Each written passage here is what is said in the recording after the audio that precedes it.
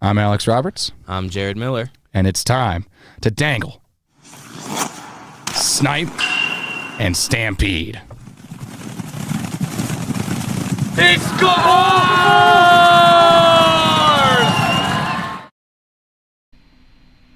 Hello, everyone, and welcome back to the final episode of Dangle, Snipe, and Stampede this semester. I'm Alex Roberts. I'm Jared Miller. And we're joined I'm by Aidan Aidan Glockner. Glockner once again to help us wrap up and give our overall thoughts of the first semester of action here at CU hockey. Let's start with the last game of the semester, the D2 team playing at home against the Colorado State Rams. They won. That they did. Yeah. They won 2-1 on a late goal So from Isaac that's Neffs. good. It was a great goal. It was an exciting game. I know people get bored in low-scoring games. I love low-scoring games sometimes. That was a fun one, I thought. I thought, especially that third period, just a lot of bounces, a lot of action, and obviously with around 3 minutes left, Neffs puts home the winner. The Buffs end the semester on a high note. Well, yeah, I agree. The third period was great. It being tied for pretty much that entire period and then seeing the game-winning goal in the last, 3 minutes. It was pretty exciting, although I think both players and both teams showed why they are the D2 teams and not the D1 teams, because there were plenty of offensive opportunities that both teams had in that third period that they could not convert on and really even get much of a opportunity. Colorado State missed a couple breakaway opportunities. Colorado had a 2-on-0 right in front and couldn't get a simple pass off. Of course, Neffs finally able to put one past CSU's backup goaltender. And frankly, that's a big win for Colorado, even though they were going up against a backup goaltender. I mean, on the other hand, it also, that also contributes to the excitement of that game. It was low scoring, but we Yeah. had probably 9 or 10, in the last half of the third period combined. Just amazing chances. You mentioned that 2-on-0. That was unbelievable that we didn't score.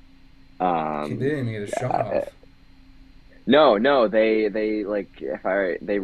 overthinked it, I think, or overthought it. I think, and I think they got back defensively or Scro poked it or something like that. But you're right, yeah. Yeah, so I don't know. I mean, the only one. I mean, Avi Siegel played well again, as he usually as he pretty much has this season.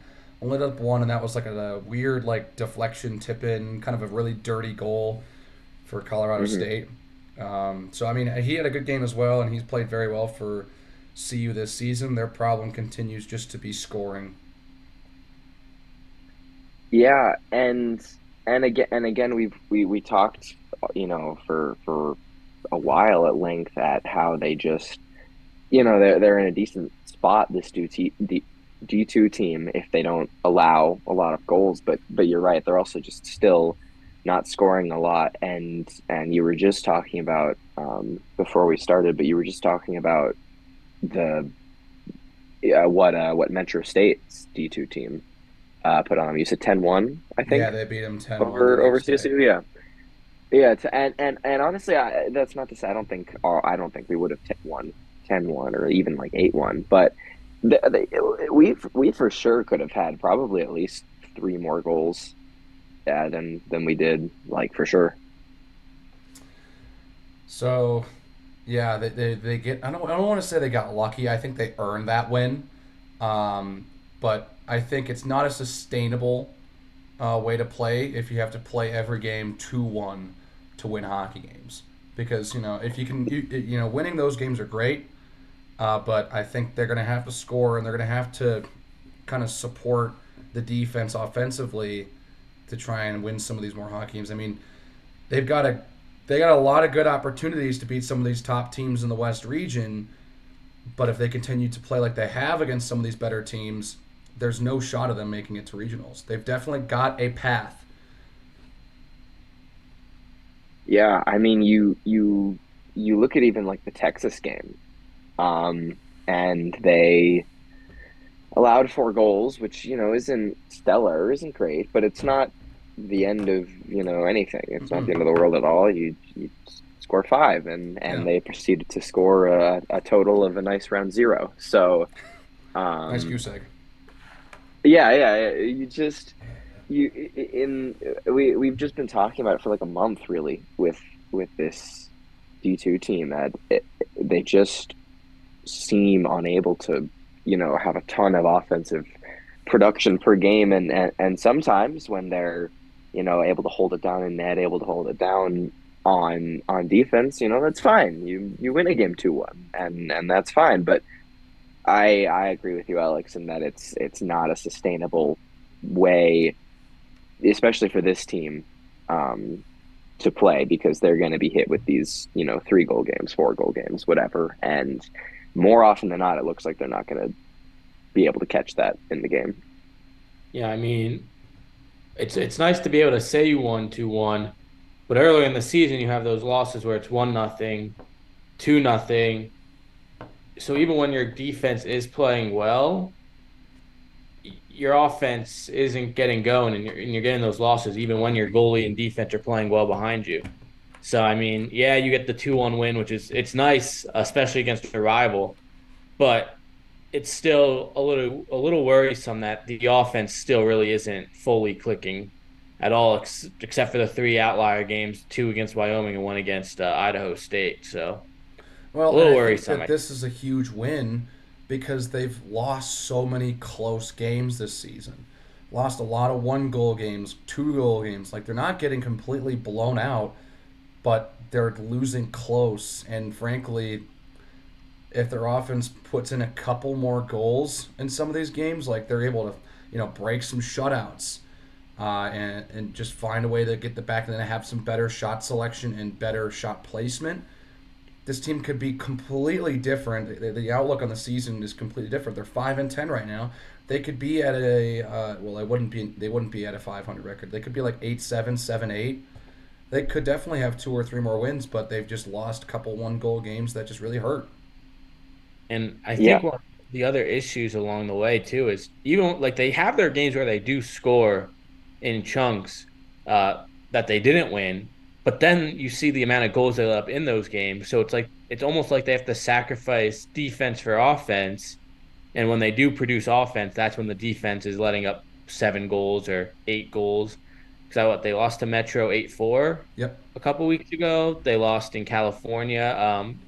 I forgot which team it was. Was it Yeah, Loyal Marymount. Marymount 7-6. Paramount? Yeah, Yeah, 7-6. So it's like those games where they are able to put the puck in the net. Their defense and goaltending isn't holding up as well along the way in those games. So it's like it's either one or the other. It seems so far for the that's the tale of the first semester, as far as I'm seeing from the numbers. They'll get an opportunity to really kind of maybe help sway the computer a little bit. The BMHC Classic games got released. I don't even know if it was 24 hours. It's been out for 24 hours. Like the BMHC Classic games literally just came out right before we recorded. Colorado will be playing the Friday through Monday before the students get back for the second semester. Friday against Texas A&M, Saturday against Northern Arizona, Sunday against Grand Canyon, and Monday against Boise State. So there's a lot of good teams in there. NAU, GCU, and Boise State are all top 15 teams, and Texas A&M is a good team right in their range in terms of the West region. And frankly, if they struggle out the gate against Texas A&M, I don't know how they're going to play for the rest of the tournament or for the Classic, because Texas A&M is the easiest team on that schedule, and it's the third different TCHC team to come to Boulder. CU has not scored against one of those teams this season. They got shut out twice by East Texas Baptist, and they got shut out by Texas. yeah, I'm assuming that Texas A&M is going to play very similarly to those two schools. From what I've heard, that conference is very, very physical, and they have a very aggressive play style. If CU can't get it together and kind of learn and adapt to that aggressive play style, they've got no shot because they've proven it in the last couple games against those Texas schools that they can't match the physicality. No, yeah, Texas A&M is ranked, I believe, fifth in their conference out of eight, and so they're clearly, as you say, good at least adapting to and playing that more physical brand of hockey in that conference. East Texas Baptist is third right now, and Texas, their most recent Texan opponent, first in that conference. So you're right. It's two teams in the top three of the conference that they've played and have been able to find anything offensively against. I mean, we were doing all three of those games, and they CU played fine in those games Defensively wasn't is really awful. about all you can say. Yeah, yeah, they played fine. They maybe gave up couple more goals than maybe they should have against Texas, but held East Texas Baptist to 2-1, 2-1, and just couldn't do anything offensively. And so you're right. If their looks, I think for the rest of that tournament are probably far slimmer should they not get anything against Texas A&M. Yep. And those are some good games to kind of get back into the West region conversation. And I mean, they'll get another shot like a week later. The first weekend that the students come back, they get Colorado State in Fort Collins, and they have their final game against Metro State in Boulder. I think those two will set the tone as well. And then the following weekend's a 3-game road trip in Utah against some of the best teams in the West region. And Weber State and Utah State are both like top 5. Utah Valley not nearly as good. I think CU is ranked higher than Utah Valley, but still games you kind of have. If you're competitive, maybe you find a way to win one or two of those games. Kind of can get you back into the fold and maybe have an outside shot at regionals.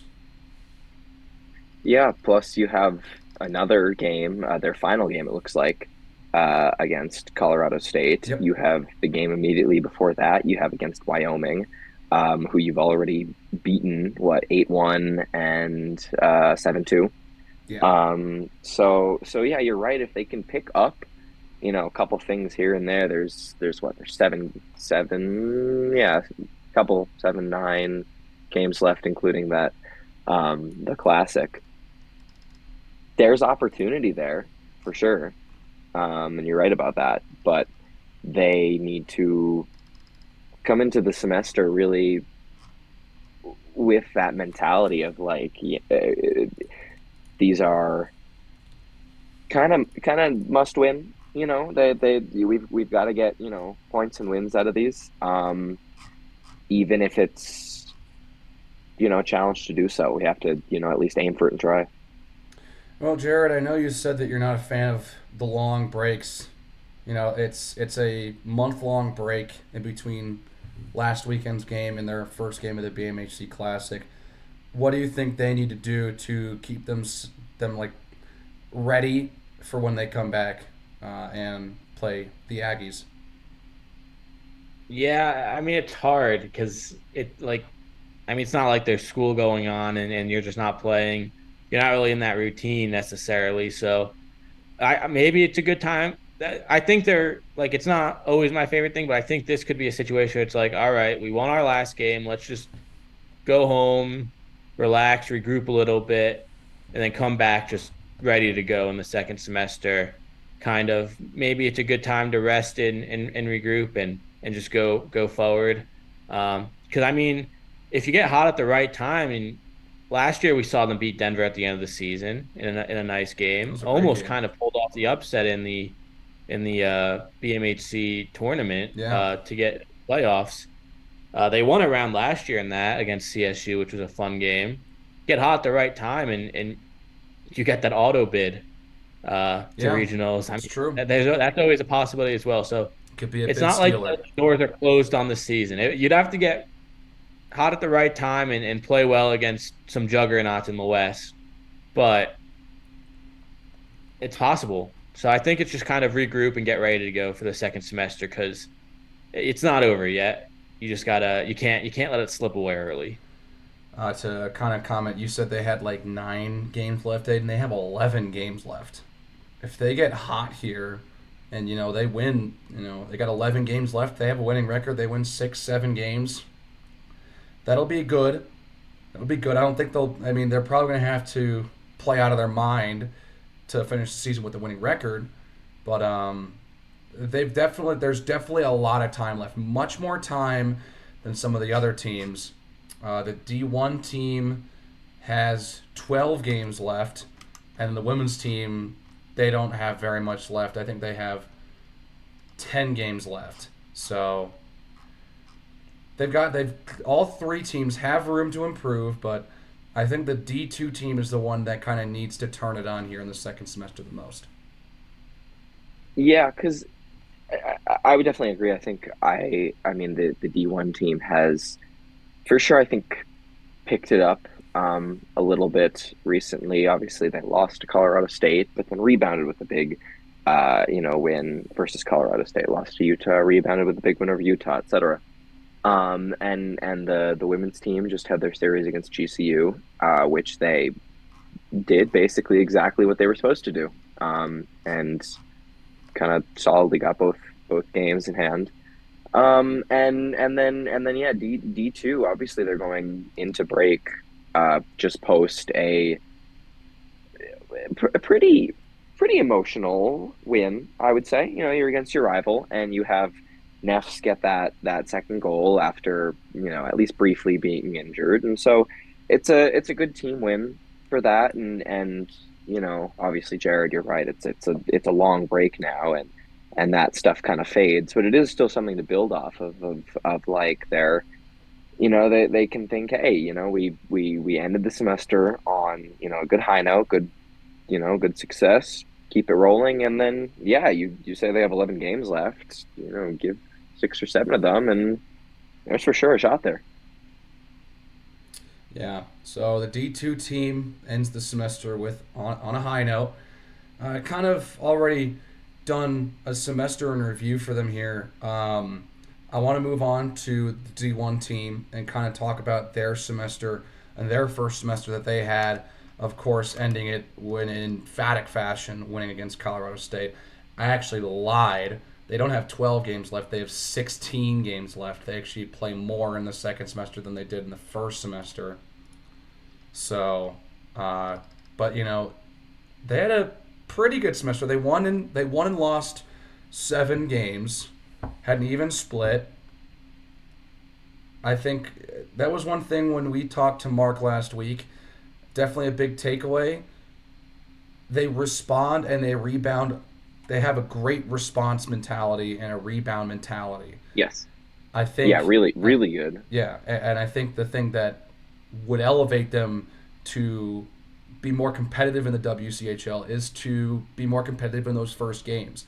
As we said, now 4-1 after losing the first game of a 2-game series. They're playing very well in game And twos.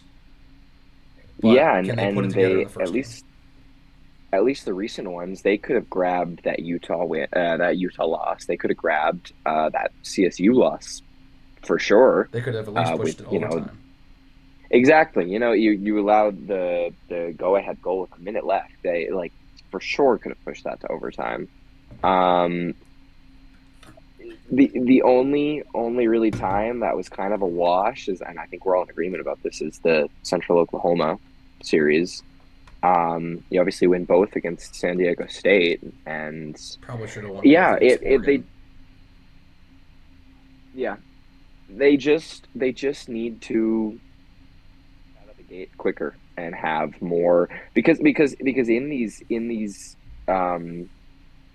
second games, and especially the ones we get to watch at home, they're extremely on their toes for the majority of the game, and super quick, explosive, physical, really just like playing to get what they want. And you just got to do that for the first games too, and they shouldn't really have a problem, honestly, if that's the case. I mean, even where they are right now isn't horrible, and they've gone an even split. Yeah, I mean, I think there's probably one game that I'm like looking back at their schedule, like, oh man, they probably shouldn't have lost that one. That was the first game against Oregon, Yep. who hadn't practiced yet. But I mean, 7-7, 500. It's not a bad spot to be, especially with how tough of competition they faced in every series. I don't think they played a bad team yet. Even San Diego State looks miles better than they did last season. So I don't think they've played a bad team yet. So I think No, and it's. I don't think they really will, I don't think honestly, they either. will Looking at either. the rest of No. their schedule, they've got Missouri State, they've got Central Oklahoma, Missouri State, Oklahoma again, SDSU again, Arizona State, the one fresh opponent, They've got a um, really, they've had a CSU, really bad Oregon, and then season. UNLV. ASU? Yeah, Yeah, they've Arizona not State played hasn't been very well. as great Really? as CU's in the actually ranked past. ahead of them. They actually have more conference Oh, they are, points. yeah. Arizona State's played very poorly within the conference. I mean, they're the only team to beat UNLV, but like outside of that, they've played really poorly. They lose twice to Utah at home. They lost twice to Arizona this past weekend. Those games didn't count for conference points, but they lost to Arizona twice. They lost to Arizona. They split with Arizona a couple weeks ago. They lost to Colorado State twice at home. That they've struggled. So I would think that Colorado's got a good position to try and capitalize on that come early February. Well, especially because those are two home games Yeah. for us. So if, for all honesty, then if ASU has not been great, especially in conference, and you're at home for both games, like you've got to win both of those, Mm-hmm. or should not lose both of those. Those should be wins, Yeah. really. And they're the only team that CU is ranked above in conference that they play this year because GCU, they don't play this year. GCU was also having a very poor season. So, Yeah. Yeah, well, that's just a tough schedule then. yeah, they've just got a tough schedule. And, of Just the course, whole they year. end the season on the road against the current leader in the conference in UNLV.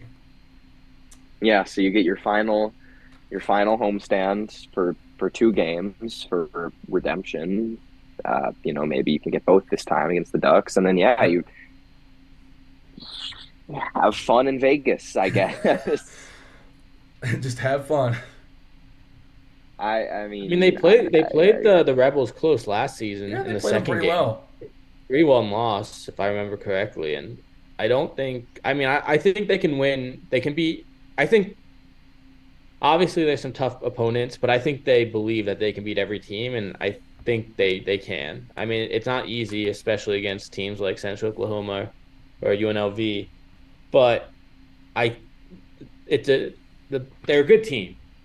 And I think they can pull off some of those wins against those higher ranked teams as well. And it's just a matter of if they do and yeah, just starting the series off better because I mean they're mhm. 4-1 in games after they lost the first game of the series. Um, so they do know like it shows they're able to beat pretty much every team they play. And if they can sneak out a couple of series sweeps, which I think that's something Mark said last week when we talked to him was that they got to kind of start putting two of these together instead of just one and one. So I mean I think 16 games left. I don't think there's an easy game on that schedule, but I think they have the ability, especially it seems like they seem to solidify some lines that they really like in these last couple weeks. Yeah. So I think there's this momentum kind of in confidence and chemistry that they can move forward with the second semester and really get going. Yeah, I do agree with the Lions point. I do think because they have looked like they've started to stay pretty consistent for the most part. After they were switching them around a lot earlier in the season, and Hmm. so it does look like they've just kind of found that at least consistency that they're sort of looking for with chemistry between line mates and how each line wants to play, etc. So it perhaps that's a good indicator for their upcoming semester. If you've gotten things figured out, it's far easier to pick up where you left off and try to keep on rolling than if you have to you know restructure everything once again. Well, hard to imagine at the beginning of the season that we would have established lines at the end of the semester, and the team looks better with Borgie, Pashenik, and McConaughey all on three different lines. Hmm. Yeah, I mean it gives more lines, It's great. something to you really like hold on to and base themselves around, and it's provided just that kind of essential ability to just keep rolling those lines as much as you can, and just keep wave after wave after wave after wave.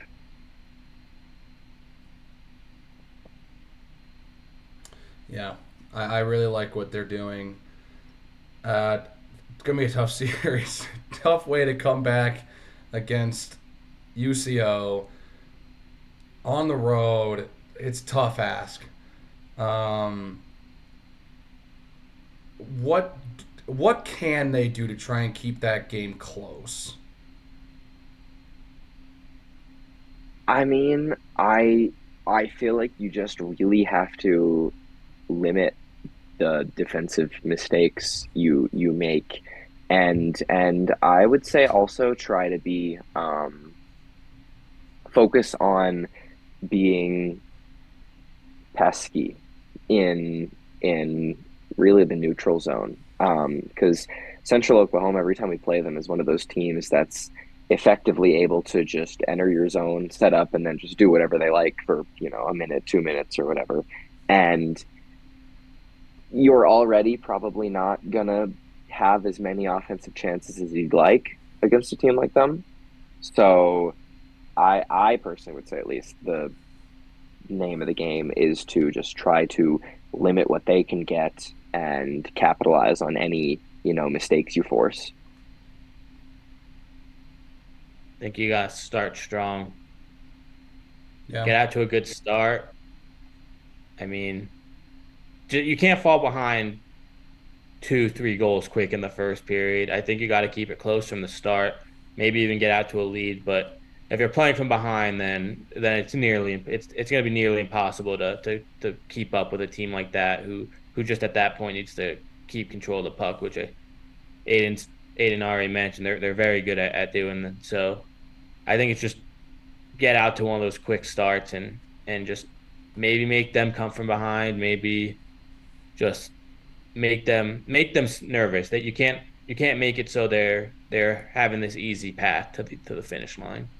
yeah, Yeah, and force them to work harder than they might normally have to, or might be used to having to work against you. If you're gonna lose the first game or whatever or anything, at least make it far more difficult for them. Give yourself that chance and that opportunity. so the D1 team having a they've had a good season. I'd say they've had a pretty good season. I like what I'm seeing from them. I would say that they look better this season than they did last season. I don't know if you guys would agree with me. Um, I would also agree. Yeah, I agree. yeah, they look I better. think there's more heart, honestly.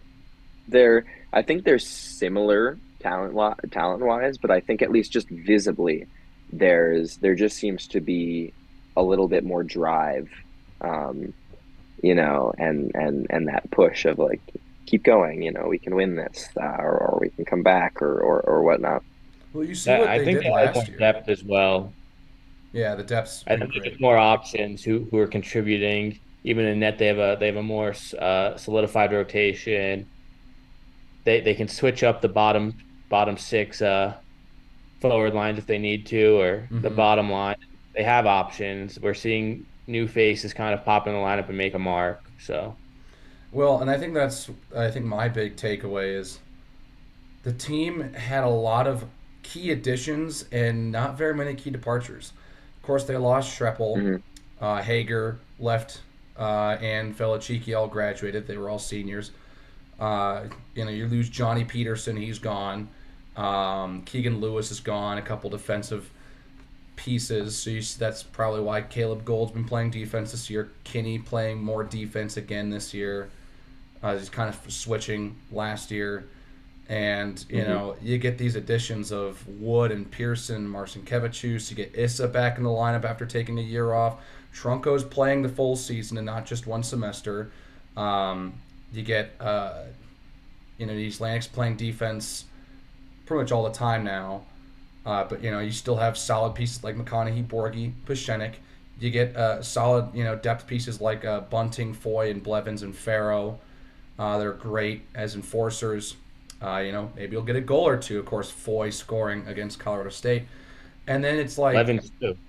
yeah, I mean, Blevins Blevins as scored that well. game. You're right. And it's like you got those guys, and of course you got Kite and Ferguson holding down the fort on the top pairing of the defensive unit, and they have a lot more reserves. It's interesting. You kind of get to some of these guys that we've been talking about, and then you kind of get into the other guys that haven't played as much, like the Sandbergs, the Crawfords on defense, like those guys who come up and kind of replaced players more so than started more often. So they still play fine. I think the team's just overall playing better. I think they've got better depth. I think it's just more of a complete team this year. Yeah, and they've got, like you said, Alex, more options, and that also frees up, energy. You're playing a little Yep. bit less. You got more time to have more energy, more then thus more energy to be better. And then also, like you guys have said, just a lot of those new additions are really contributing, They're not being whether on carried the by scoreboard Borgie, or off the Pashenik, and scoreboard. McConaughey anymore. Exactly. No, they've got people with physicality if they need that. They've got people who can score if they need that. They've got people who can, disrupt and be annoying on the ice and disrupt a play if they need that. You were talking about the defense. They've got, you know, a good amount of depth on defense there, and so just everybody's really contributing, in what ways they can for the most part. Yeah. So the D1 team has still over half of their schedule to go. They get 16 in the second semester. They start against UCO and end against UNLV. It's those games in between those two series that are going to matter the most because they're going to be heavily big underdogs in those two road series. But I like the outlook the team has.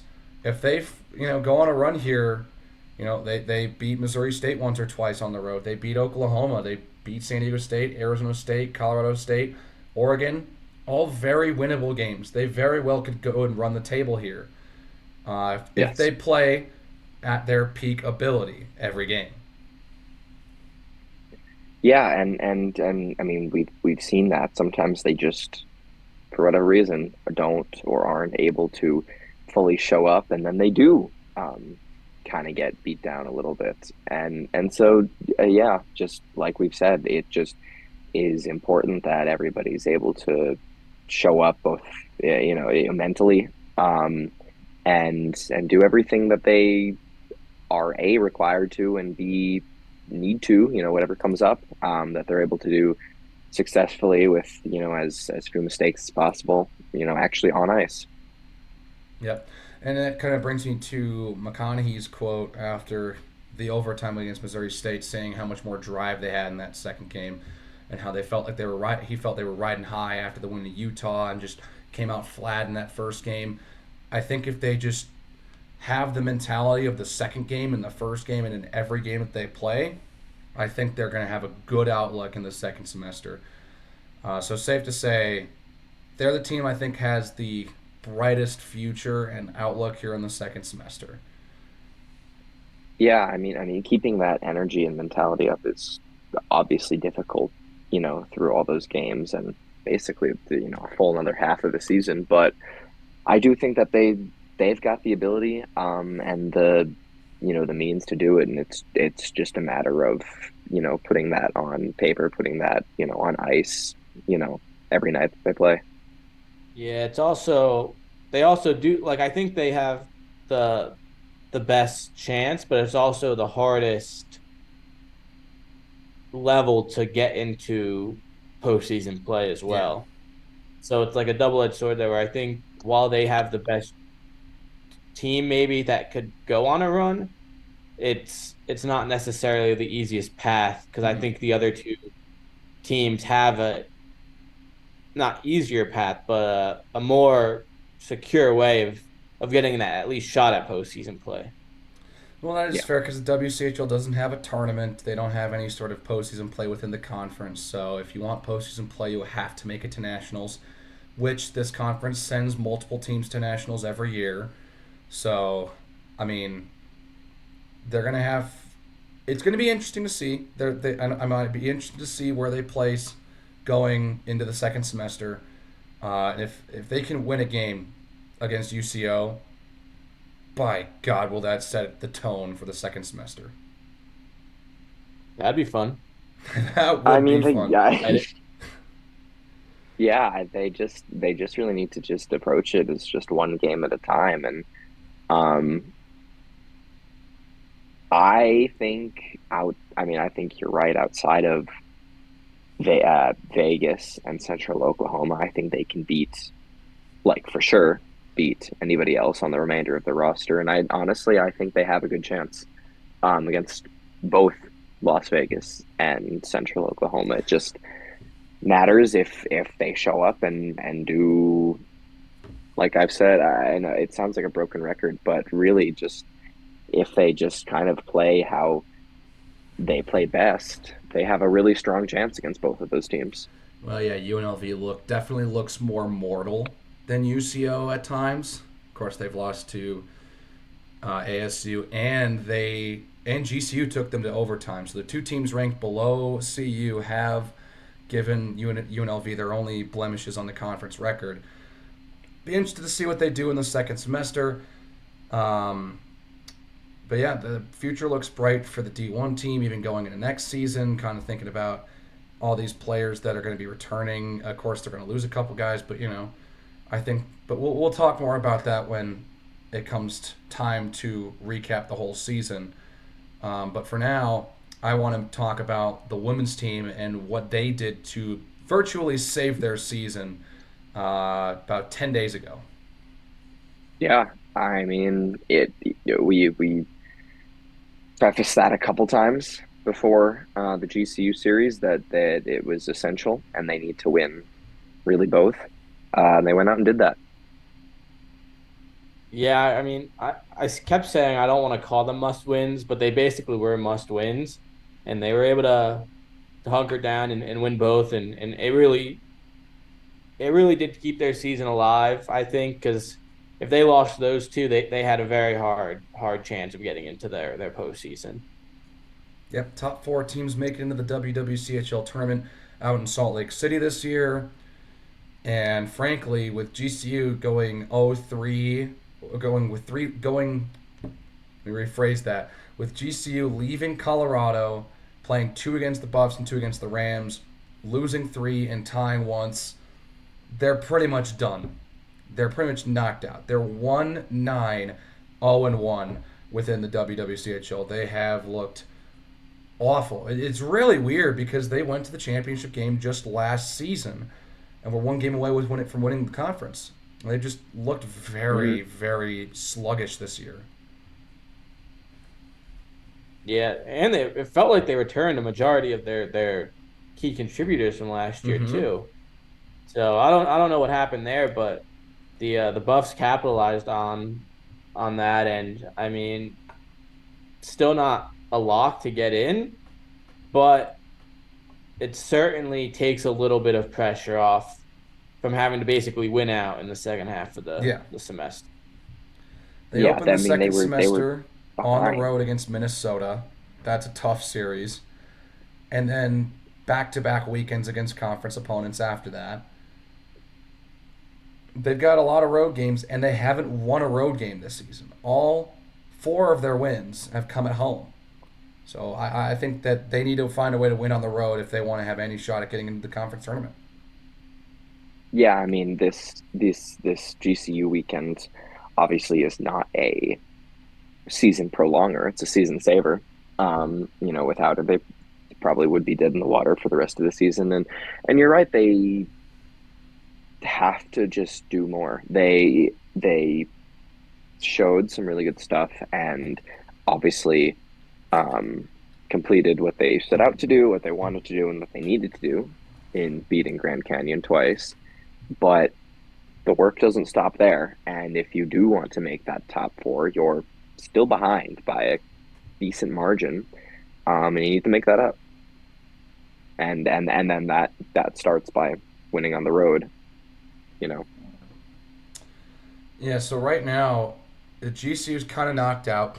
ASU's the front runner. They're probably going to win the conference tournament. They're undefeated in conference. They just look like world beaters.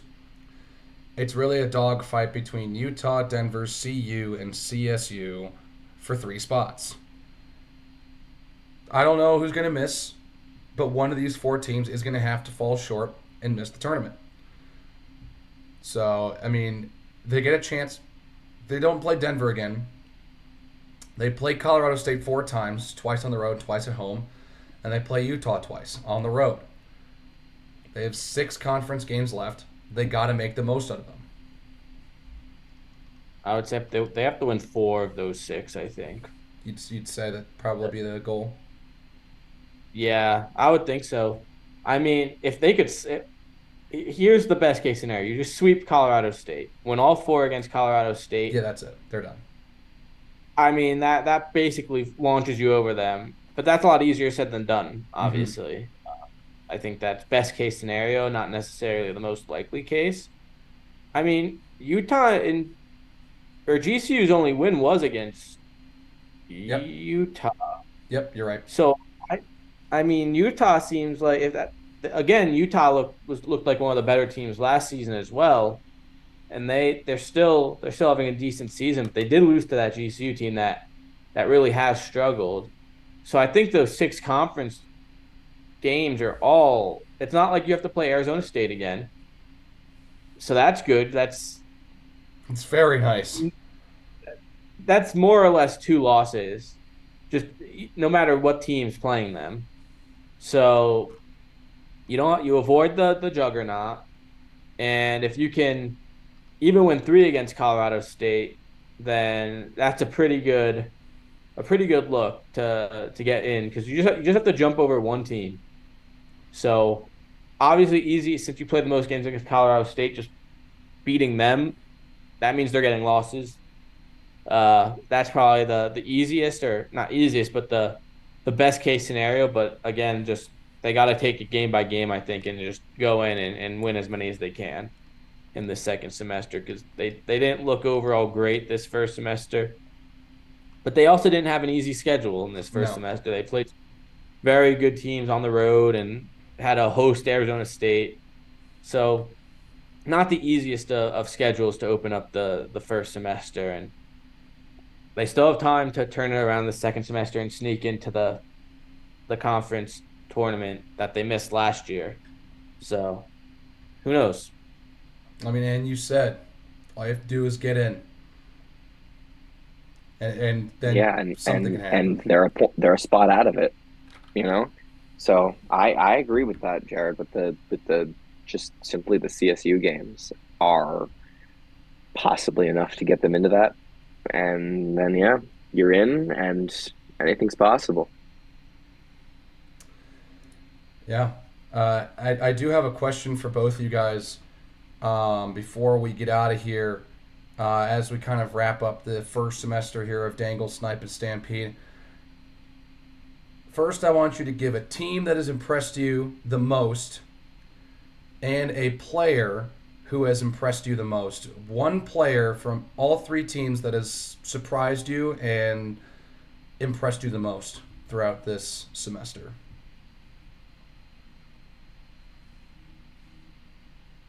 Um, let's see.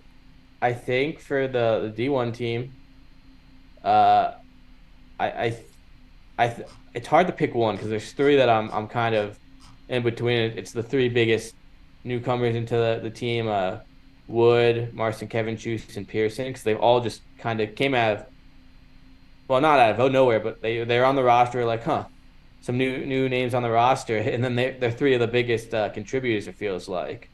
Um, but I would so one of those three. I don't know if I can pick one name, It's fair. but those three all impressed me the most. Just the newcomers of that D1 team.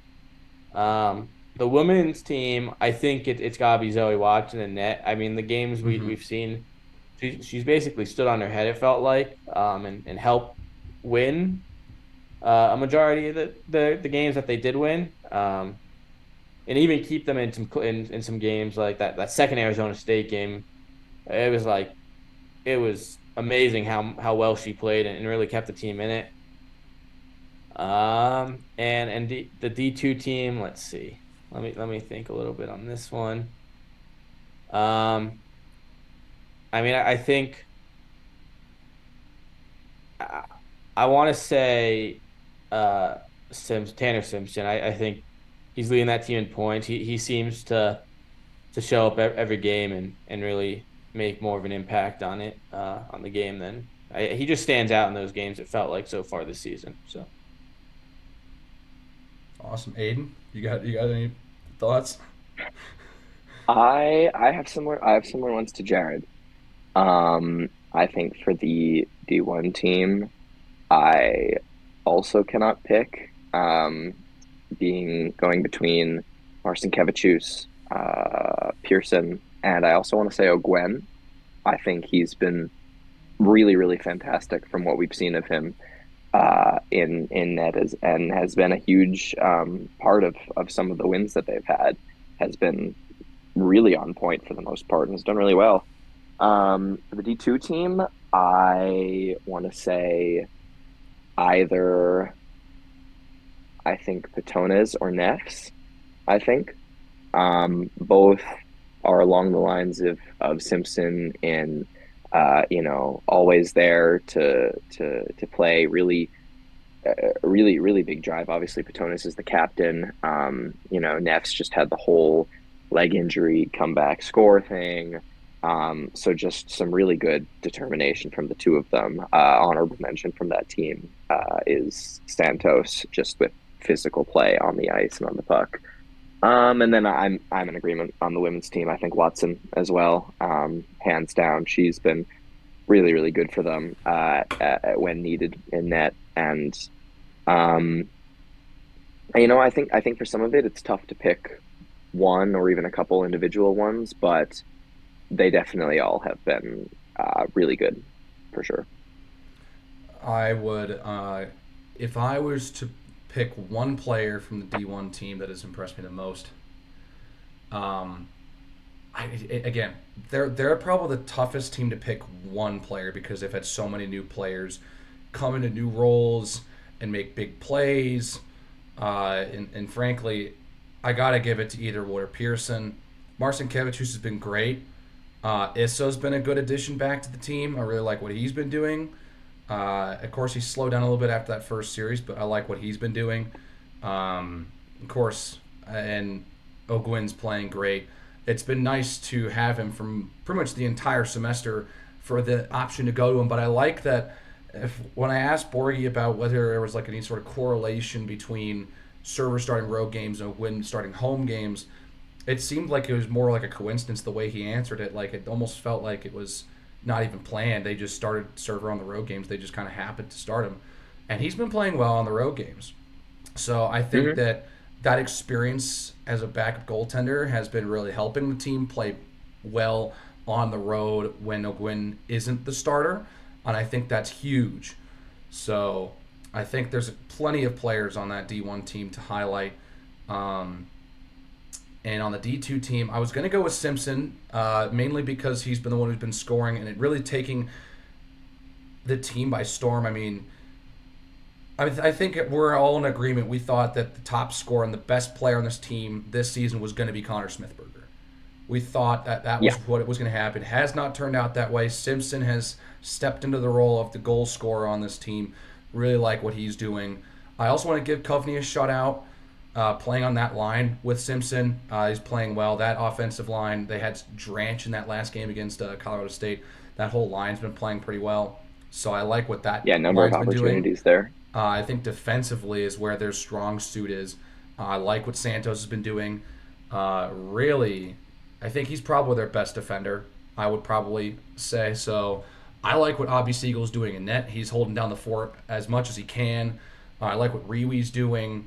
And yeah, so I mean, there's plenty of players on the D1, D2 team that are playing well. I think they just got to play better as a team. They've got good individuals. I think just some of that team strength and that depth that they're looking for will be important for the second semester. And when it comes to the women's team, I'm in agreement with both of you guys. I think Zoe Watson has definitely been the MVP for this women's team this semester. But I also want to give Melina Atwood, the captain, a shout out. Even though listed as a defender has been fantastic. Of course, had those 2 big goals in that first game against GCU, and has looked like the best player on that, best skater for this women's ice hockey team. Really like what she's been doing, and I think that's probably what I've got to offer. I mean, Jordan Bonk has played well as well. I want to give a shout out to Mia Faselli as well, one of the new additions to this women's team that's playing out of her mind right now. Same thing with Ewald. Ewald, Faselli, and Bonk have been a great top line for that team. Would love to see them get going in the second semester. Yeah, I think you're right. I think both the D2 team and women's team, I think, are in the position right now where they've got good individuality and they just need to figure out that cohesiveness as a whole team. And I think through this point, I think the D1 team has gotten there.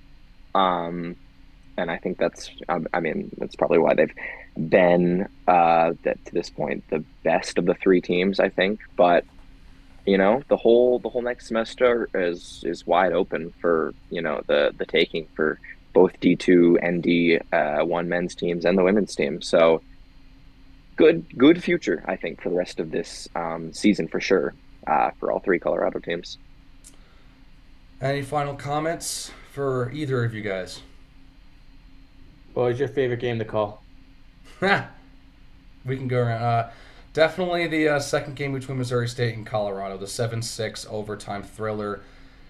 I think that's probably been the most fun game, the most competitive game to call.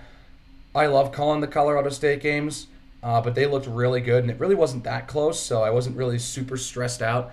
It was nice to see the D2 team. That was one of my favorite games, this most recent one against Colorado State. I think, those are probably the 3 games I had the most fun calling. I would also, I think I'd pick the CSU one over the Missouri State one, just purely out of just general enjoyment and against your rival. Yeah. But that overtime one was also really, really, really fun and way closer. And there's some satisfaction there with being able to pull it out in overtime against a pretty good team. So I agree with your choices, and honestly, a lot of the games this year have been really good. Mm-hmm. Jared? Yeah, you guys kind of took the good ones. I mean, you can agree with us, but do you have any other I ones that agree you with want to both of mention? you. That Missouri State one was awesome, but then terrible because they did blow a giant lead. Yeah. But then they won in overtime, so it was okay again, kind of. I think that Colorado State one was just the most fun. Just the atmosphere is just unlike anything else, and being dressed up, watching the game, and some controversy, and that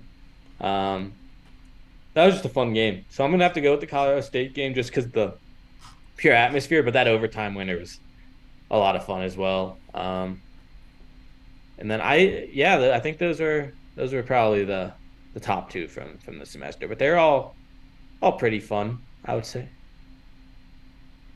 Well, I think that's about it. I want to thank everyone who's been tuning in weekly to this show. Thank you guys. It's great to know that there are people who are as ecstatic and excited about CU hockey as we are. We're ready to bring it for the second semester, just as we hope the 3 teams are also going to bring it as we start the second semester. The BMHC Classic are the next games on the schedule at home at the CU Rec Center. We're currently in talks with getting our equipment. We'll be updating you guys whether or not we can make it to those contests and be able to cover those for you guys. But outside of that, second semester, it looks to have a great slate for all three teams. And I can't wait. I can't wait. It's my last semester. Both me and Jared are graduating in May. It's our last semester at CU. So, I mean, got to go out with a bang, right? Yeah, we'll see what happens. I don't know. Maybe. We'll see. But that's it. Thanks for tuning in to the final episode of Dangle, Snipe, and Stampede this semester. We hope you all have a great end of the year. Happy holidays. Happy New Year. And, well, you heard it here first on Scope of Sports.